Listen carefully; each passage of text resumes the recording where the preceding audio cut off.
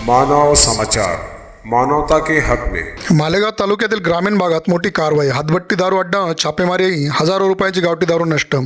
मालेगाव तालुक्यातील ग्रामीण भागात मालेगाव तालुका पोलिसांनी शनिवारी तालुक्यातील ग्रामीण परिसरात 4 ठिकाणी छापा टाकून गावठी हातभट्टीची दारू आणि गुळ मिश्रित रसायन जागेवर नष्ट केले।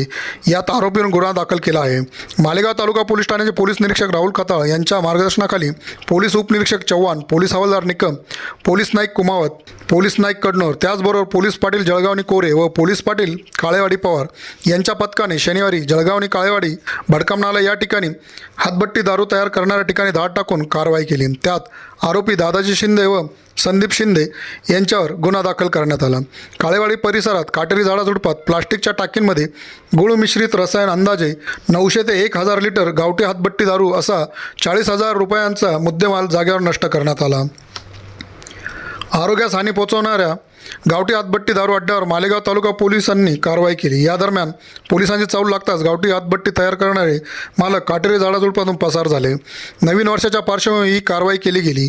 एकूण 4 ठिकाणी छापा टाकून कारवाई करण्यात आली।